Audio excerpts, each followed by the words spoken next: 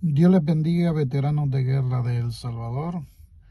Se les saluda a cada uno de ustedes. Pues ahorita estamos grabando este video. Acaba de pasar el Día del Soldado Salvadoreño, donde pues muchos estuvimos en ese día cuando prestamos nuestro servicio militar en nuestro querido El Salvador.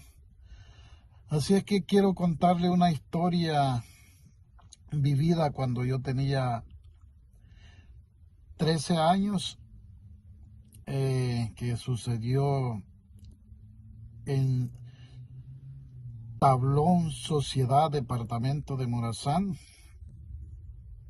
donde pude presenciar un combate entre una compañía de los cazadores de la Unión y los delincuentes terroristas, donde vivimos ese momento. Pues vivimos porque fue cercano de nuestra casa, estábamos un poco cerca, y el combate que se estableció en ese lugar fue un combate bien cerrado, donde realmente la guerrilla se fue contra esa compañía con la misión de aniquilarla, de destrozarla. Se oían de donde nosotros estábamos viviendo, cómo le gritaban a los soldados. Ese combate comenzó a las 11 de la noche, por lo cual se oían las ametralladoras, la fusilería, bien apretado. Y nosotros, como estábamos, digamos, cipotes, estábamos en una zona que sabíamos de guerra, porque pues no estaba no estaba ni en el ejército ni en la guerrilla en esa época, pues porque me había mantenido, como dicen, distante. Pero no era porque no sufríamos la guerra la sufríamos. De gotera mortereaban con el 120, y cerca de mi casa caían esos bombazos de la papaya de 120, y de mi casa cayó como aproximadamente unas 3 manzanas, 2 papayas del 120. A otros amigos le cayó en la casa arriba, vale que ellos ya se habían salido de ahí. Pero lo que le quiero contar, que vivimos una guerra. Éramos civiles, pero vivíamos bajo las balas también, porque de repente venía la Fuerza Armada y habían aquellos agarres, aquellos combates cerrados, donde nosotros a veces estábamos trabajando y los balazos zumbaban y teníamos que refugiarlos o buscar lugar a donde protegerlos. Pero como civiles también vivíamos la guerra en esa zona, porque la zona de Morazán era una zona tremenda, una zona donde esa noche fue algo tremendo para esa compañía, porque a pasar el tiempo comenzaron los guerrilleros a aniquilar las primeras posiciones y a establecer, o sea, el anillo que habían cerrado para que los soldados no pudieran escapar de ese lugar de Tablón Sociedad. Y eran las 3 de la mañana y el combate no cesaba. El combate continuaba. La M60, la .50, los guerrilleros con sus RPG-7 y yéndose encima de los soldados. Se oían los grandes estruendos de los lanzacohetes antitanque, porque el RPG-7 es un antitanque. Y les gritaban a los soldados que rindieran. Ya como a las 5 de la mañana, pues uno pues no podía dormir, estaba oyendo aquel movimiento, los aviones comenzando, pero no podían hacer nada porque estaba oscuro y no se miraba. Pero por lo cual ya a las 5 o 6 de la mañana el combate arreciaba y comenzaron los guerrilleros a gritar que tenían ya las primeras posiciones. Se oían las gritazones porque nosotros pesquisando también habíamos salido a pesquisar allí. Como dicen, uno de civil a veces no sabe nada porque pues cuando hieren a alguien con bala es algo doloroso para esta persona porque gimen pidiendo agua, que se les dé agua, y es duro para él porque ya cuando yo estuve de alta en el batallón de infantería de reacción inmediata José Manuel Arce, pude ver camaradas que fueron heridos y que cómo se quejaban. De allí yo aprendí que era de ignorante salir a pesquisar, a ver los combates, porque pues le pegaban un balazo a uno. Si no lo pegaban bien, iba a quedar allí quejándose del dolor y sediento de agua. Entonces, como les repito, a las 6 de la mañana, 7 de la mañana había sido aniquilada la compañía. Ya habían agarrado muchos soldados, porque digo agarrado porque después nosotros nos dimos cuenta de las capturas que habían hecho. Habían capturado como unos 25 soldados. Luego, soldados que salieron escapando por el lado de allí donde vivía yo, dejando sus mochilas tiradas, algunos dejando sus fusiles tirados. Y tomamos la osadía, yo con un hermano mío y un primo mío, de esconder 11 mochilas que los soldados habían dejado tirados con munición de M60 y M16. Y eso pasó entre el 84 y 85. Y luego nosotros tomamos esa osadía de poder de esconder esta mochila y arriesgando que los guerrilleros también los vieran que nosotros estábamos escondiendo aquellas mochilas de los soldados que habían dejado allí tiradas. Y las escondimos, los arriesgamos y pues fue aniquilada la compañía de los cazadores. Y ya a los 2 días venía tropa de Gotera y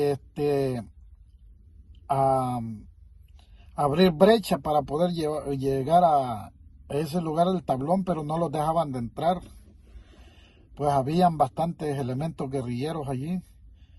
Se dieron un agarre allí tremendo nuevamente. Prendieron las zacateras y se oían las disparaciones que hacían de los cartuchos y mochilas que habían quedado tirados, que algunas no las habían hallado. Se oía la tronazón también, no tan espectacular, tan fuerte, pero sí se oía. Entonces, cuando la tropa logró de vuelta consolidar el tablón, nosotros comenzamos a platicar, yo con mi hermano y mi primo, que íbamos a subir a entregar las mochilas al tablón de sociedad. Entonces, metimos las mochilas en unos sacos para que no viera nadie qué era lo que llevábamos allí. O sea, imagínense qué tremenda osadía y a la vez ignorancia, porque a la mera verdad, si la guerrilla se hubiera dado cuenta que nosotros hicimos tal osadía, no lo estuviera contando yo ahorita. Estuviera bajo de tierra, porque eso no perdonaban. Habían pensado que nosotros éramos orejas de los soldados, de los militares. Pero realmente nosotros planeamos y metimos las mochilas en sacos que no se vieran y comenzamos a jalar mochilas para ese lugar del tablón para entregárselas a la Fuerza Armada.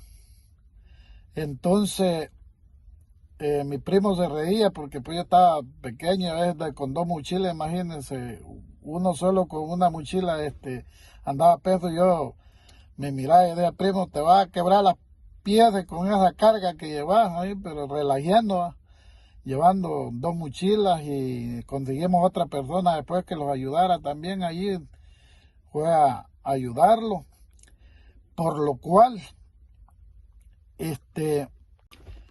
llegamos a entregar las mochilas.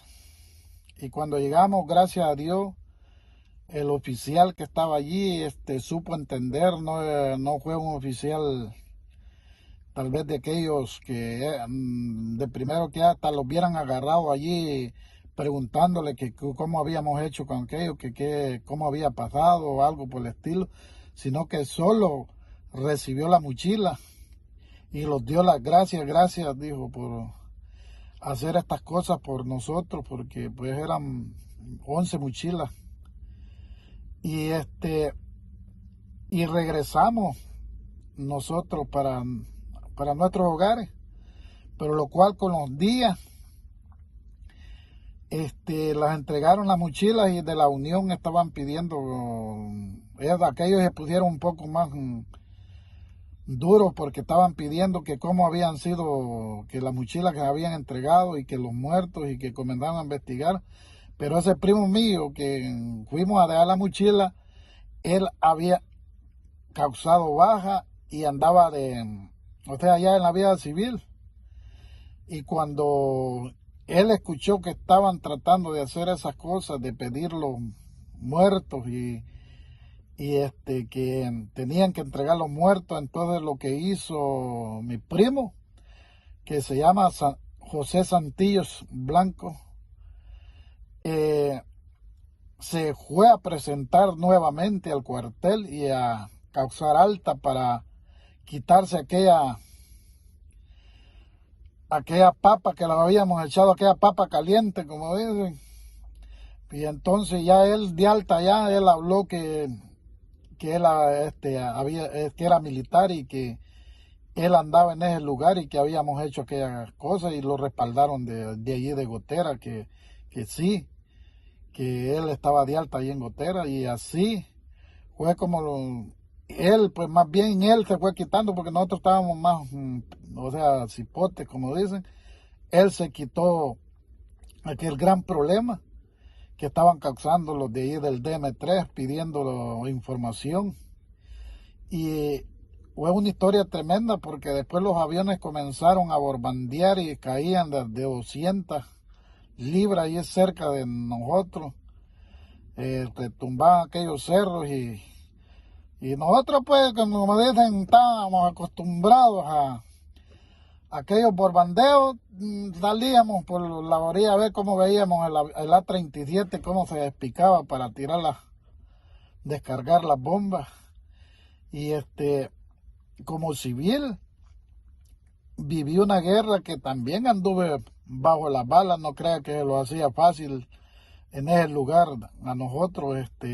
A veces como civiles también como dicen, se los ponía un poco dura la cosa, porque se enfrentaban. Una vez los soldados, nosotros íbamos a jugar pelota y los mismos soldados estaban en una loma, los levantaron con una 60 y fusilería. Gracias a Dios que no pudieron pegarlo, pero no hay que negarlo, habían muchos soldados que tenían mucho miedo, y a veces ni eran guerrilleras las personas, y les disparaban, porque a veces pues nosotros éramos todos civiles, jugábamos pelota, al fútbol, y los dispararon de una loma de los chivos que le dicen. Y gracias a Dios pues salimos con bien, porque pues no los pegaron.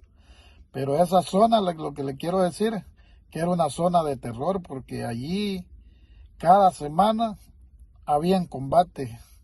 Era que la Fuerza Armada subía a esos lugares y los combates se arreciaban allí, y tuve esa experiencia como civil y se la estoy contando realmente porque la vivimos y ahí estuvimos, no nosotros enfrentados en ningún bando, sino que pesquisando y viendo lo que estaba pasando y fue duro para los soldados ese día que pues los aniquilaron, unos capturados y otros muertos allí y otros que iban huyendo y los guerrilleros los atrevillaron allí desde Ricardo Rubio para abajo y eh, soldados que iban escapando ya, que iban buscando sus escapatorias y los guerrilleros terminaban con su vida. Era algo tremendo, bueno. Esta es una experiencia que viví como civil. Que Dios me les bendiga en una forma especial. Saludes al Vía Ponce, saludes a todos los de las brigadas, los de los batallones de reacción inmediata y en especial a todos los compañeros del BDRC, a todos los camaradas del BDRC. Un saludo a los guardias nacionales y a todos los veteranos en general. Que Dios me les bendiga en una forma especial.